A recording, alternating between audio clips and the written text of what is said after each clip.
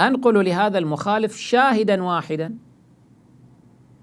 شهد فيه عمر، أو موقفا واحدا شهد فيه عمر أن عائشة وحفصة نعم كانا يؤذيان رسول الله صلى الله عليه وآله. هذا الأمر تجدونه في صحيح مسلم، رقم الحديث 2712، بسنده عن عبد الله بن عباس قال: حدثني عمر بن الخطاب قال: لما اعتزل نبي الله صلى الله عليه وآله نساءه، لما اعتزل نبي الله صلى الله عليه وآله نساءه قال: دخلت المسجد، عمر يقول: دخلت المسجد فإذا الناس ينكتون بالحصى ويقولون: طلق رسول الله صلى الله عليه وآله نساءه. الناس كانوا يقولون صايرة مشكلة في بيت النبي صلى الله عليه وآله، النساء آذين النبي فطلقهن، لأنه كن يتجرأن عليه، حتى لفظيا يتجرأن عليه.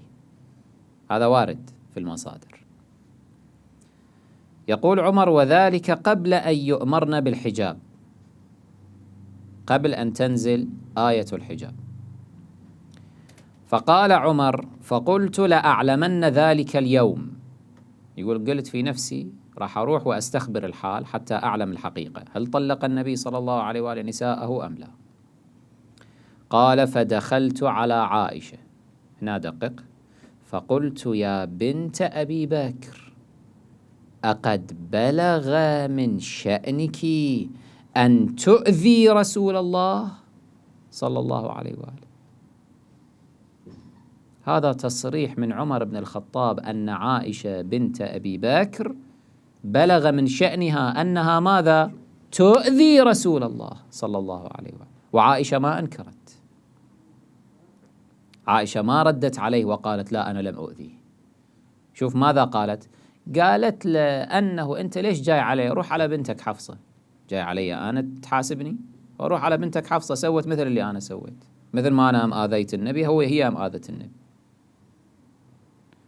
قلت: يا بنت أبي بكر، أقد بلغ من شأنك أن تؤذي رسول الله صلى الله عليه وآله؟ فقالت: ما لي وما لك يا ابن الخطاب، أنت شعلك؟ عليك بعيبتك، يعني على بنتك هذه، روح على بنتك، روح ربيها هاي، قبل ما تجاي علي أنا تربيني.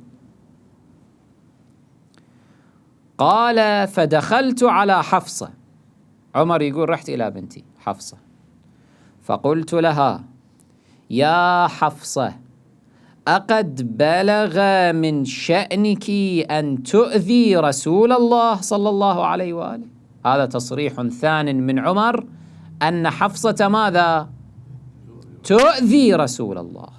فلا يستبعد المخالف، لا يتصور هذا خيال ووهم، لا لا، حاشا أم المؤمنين عائشة، حاشا أم المؤمنين حفصة أن تؤذيا رسول الله صلى الله عليه وآله. لا يا أخي، إمامك عمر يقول آذتا النبي صلى الله عليه وآله، آذتا.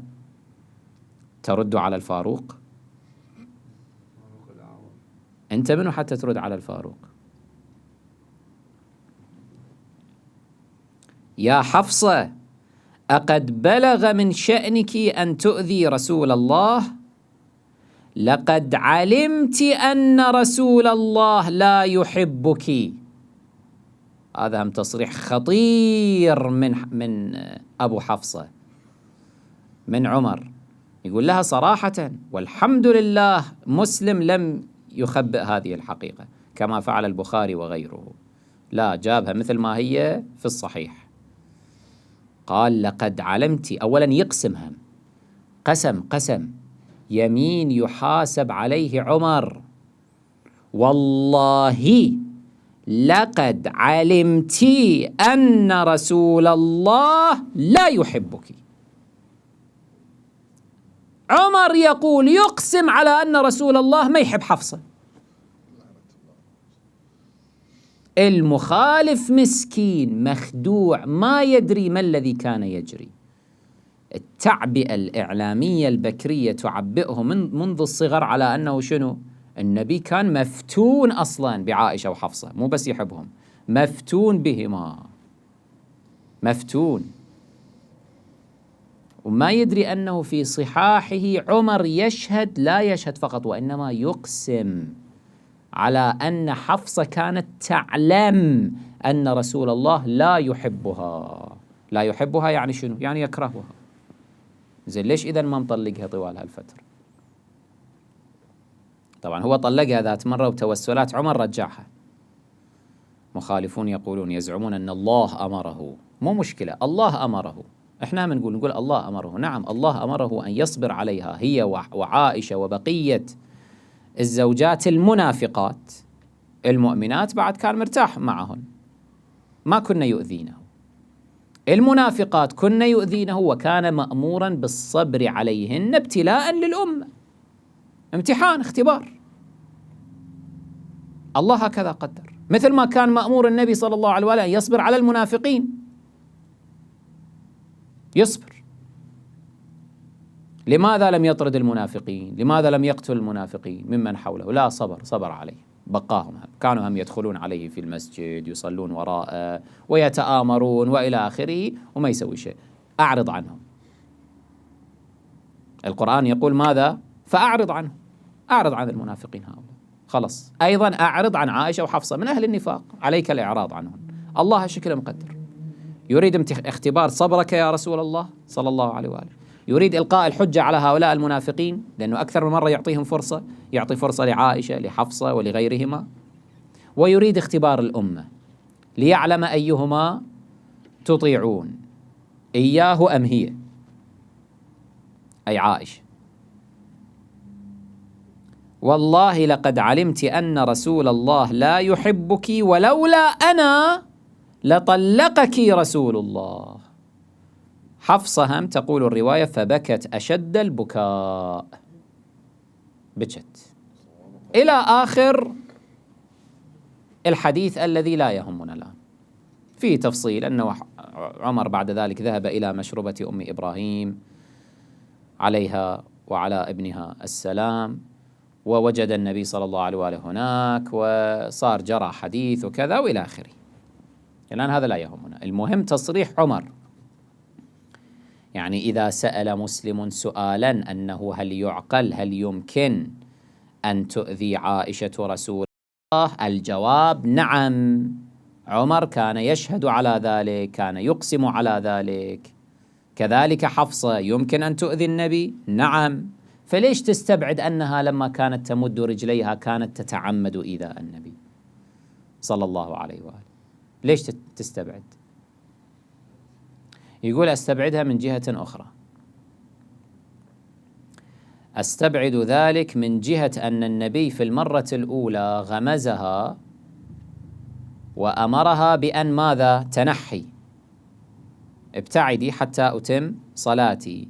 فلا يعقل أنها تعود مرة أخرى تمد رجليها مرة أخرى، يعني تتقصد مخالفة الأمر النبوي الصريح. هاي مخالفة شرعية، ما يصير تخالف، مخالفة للشرع، مخالفة لأوامر رسول الله صلى الله عليه وآله. لا يمكن أن تخالف عائشة مخالفة صريحة للشرع. نقول أيضا أنت واهم، لا يأخذنك الغلو في عائشة، اعرف عائشة على حقيقتها، لا تغالي فيها، لا تكبرها أكبر من حجمها. لا، كان يمكن أن تؤذي النبي، ويمكن كذلك أن تخالف الشرع مخالفة صريحة، تخالف أوامر النبي صلى الله عليه وآله مخالفة صريحة، بل وتضرب بأوامره عرض الجدار. وهذا مو كلامي، هذا كلام إمامك الألباني، إمام السلفيين في عصره، محدث العصر الذي يرجع إليه في التصحيح والتضعيف، معروف الألباني في عصرنا، كان معاصر إلى أن هلك قبل سنوات. الألباني له كتاب اسمه كتاب آداب الزفاف، افتح على الصفحة 165 هناك يعلق على حديث امتناع عائشة من إخراج الحلي أو إخراج الزكاة من حلي بنات أخيها. أكو حديث بهذا المضمون، فهو يعلق على ذلك أنه عائشة امتنعت عن إخراج الزكاة وأمرتهن بأن لا يخرجن الزكاة من هذه الحلي. فيعلق على ذلك الألباني، ترى شوف لاحظ مو أنا، يقول الألباني بالنص هكذا، يقول: فهذه مخالفة صريحة من عائشة رضي الله عنها. مخالفة صريحة من عائشة رضي الله عنها لحديثها، فإذا جاز في حقها ذلك فبالأحرى أن تخالف حديث غيرها لم تروه هي، وهي على كل حال مأجورة. تخالف الشرع بس شنو؟ مأجورة في كل الأحوال. اللي هذا الكلام أثار شيخا سلفيا آخر يدعى إسماعيل بن محمد الأنصاري، رد على الألباني في كتابه بعنوان إباحة التحلي بالذهب المحلق، رد على كلام الألباني هذا، فقال: موقف الألباني هذا لا يرضاه مسلم، بل يفرح به عدوه، إذ ليس من المعقول أن تتعمد عائشة مخالفة حديث ثبت عندها عن النبي صلى الله عليه وآله، ولا أن تكون مأجورة على ذلك. يقول لا، مو معقول هذا الكلام. شلون عائشة تخالف حديثا نبويا صريحا ثبت عندها عن النبي صلى الله عليه وآله، والغير معقول أن تكون مأجورة على هذه المخالفة؟ هذا شلون منطق؟ خالف النبي تؤجر، تصدق؟ هذا كلام الألباني. المهم تكفينا شهادة هذا الخبير.